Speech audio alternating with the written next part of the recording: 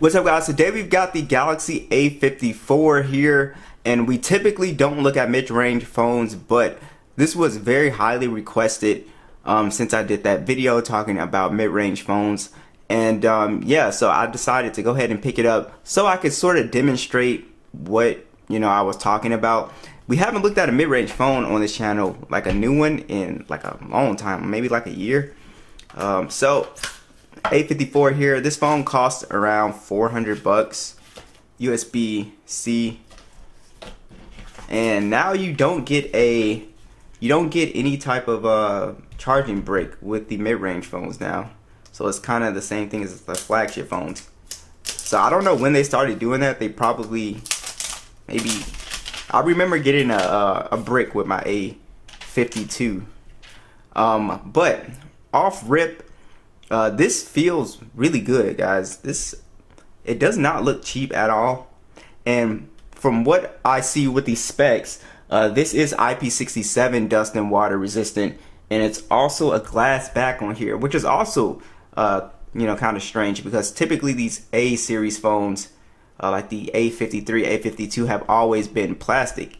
So I can tell just off rip that the sides are plastic, definitely.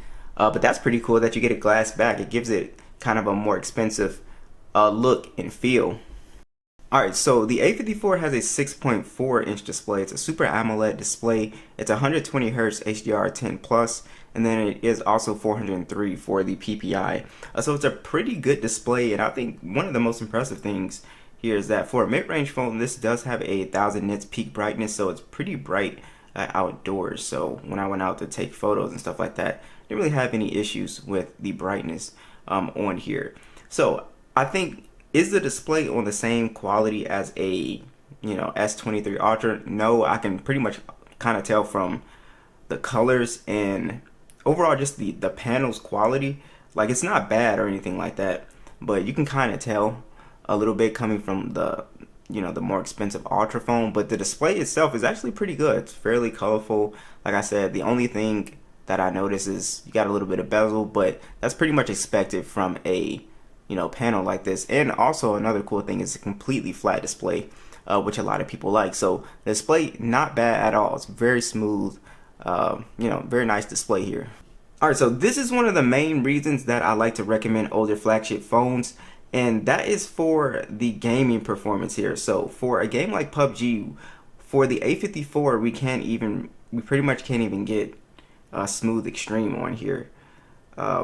It goes all the way up to balance high, which is honestly not that great. If I'm like, for 400 bucks, you can get an older flagship. Like, you can honestly, in the States, you get an S21 Ultra for this price, and it's definitely a little bit disappointing here. Now, if you're a casual gamer, you'll be fine because you're not playing PUBG competitively, but you definitely, if you're an actual phone gamer, you definitely want your games to run at 60 frames, right? So this has the Exynos 1380 chip on here, Mali, a G68 GPU. What's really cool is that Samsung, they did leave in the SD card support this year, and this phone doesn't have a headphone jack, I noticed, either. So they took away the headphone jack.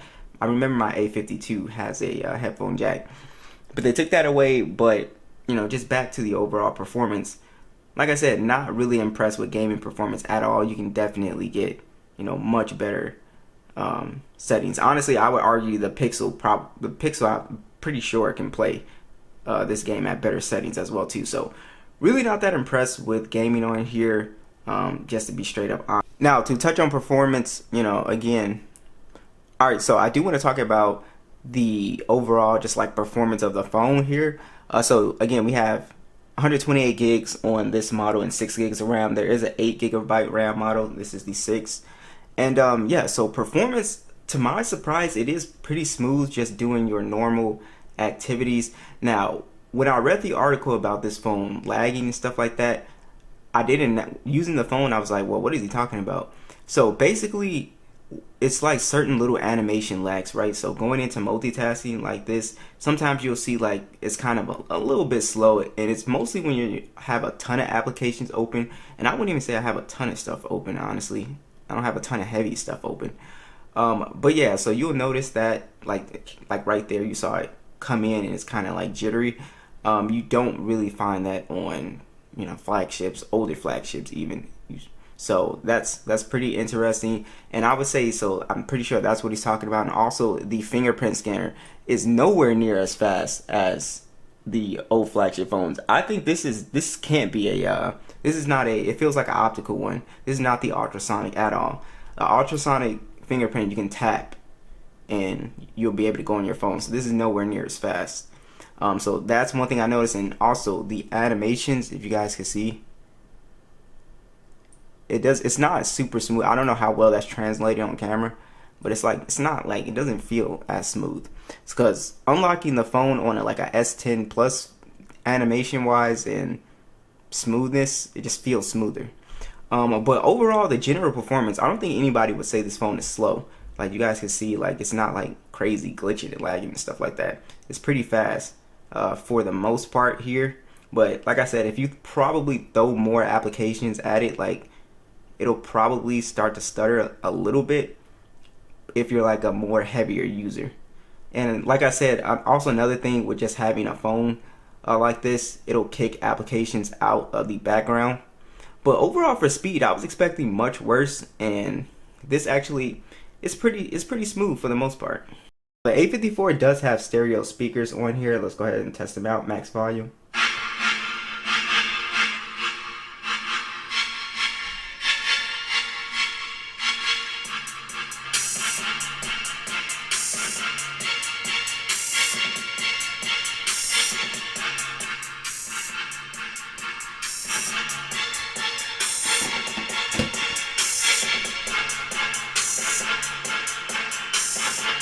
So that's actually pretty good. It's a very nice crisp sound on here, and it's fairly loud. Even when you cover the bottom speaker, which, you know, can happen if you're using the phone, cover the speaker.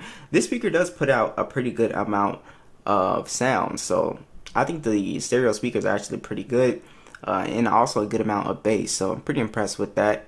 Now, as far as your features in here in One UI, you basically have, you know, a lot of stuff you would find on the flagship phones, but the essentials are going to be missing. Like Samsung desktop support is going to be gone here, but secure folders and Dolby Atmos is here as well too. So, you know, you also have the edge panel on here, so you're not missing too much. You're just missing those two things pretty much. All right, so let's talk about the cameras here. So I really like the camera setup as well too. It looks like the S23. But the pictures are pretty good. So you have a 50 megapixel standard, so you get a pretty good amount of detail when you crop or zoom in. You also have a 12 megapixel ultra wide, a 5 megapixel macro camera. It can only shoot in 4K 30, so there's no 4K 60 option. It has a 32 megapixel selfie cam that also shoots in 4K 30. And the image quality is pretty good on here. I was actually pretty impressed with the overall image quality. Very consistent colors on here. I really like the selfie cam. I thought it did a pretty decent job with my skin tone. Also, yeah, it was kind of rainy today, so it wasn't super bright, but I thought dynamic range is pretty good on here. The ultra wide is pretty decent on here as well too. Now the ultra wide can get a little bit soft in like low light situations, but I think it's still decent for this price. But the main camera on here is pretty sharp. It looks pretty good, guys. Even the taking photos in 2x and stuff like that, 2x, 3x is still pretty good. Now, of course, you know, with the more expensive phones, you get better zoom quality. But I think for most people, when you buy a mid-range phone, you're typically just doing a point and shoot, and it's going to come out pretty nice. Also, I thought the video was pretty solid as well too. I'll go ahead and show you guys that. Alright guys, here's the video on the A54 5G here. I'm shooting at 1080 60. It looks pretty good.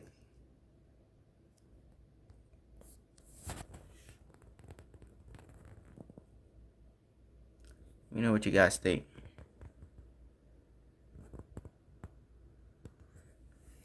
Now, just using the phone today, and just from what I've seen online, the battery life is pretty good on this phone. It's actually very, very good. I might do a battery drain test for you guys.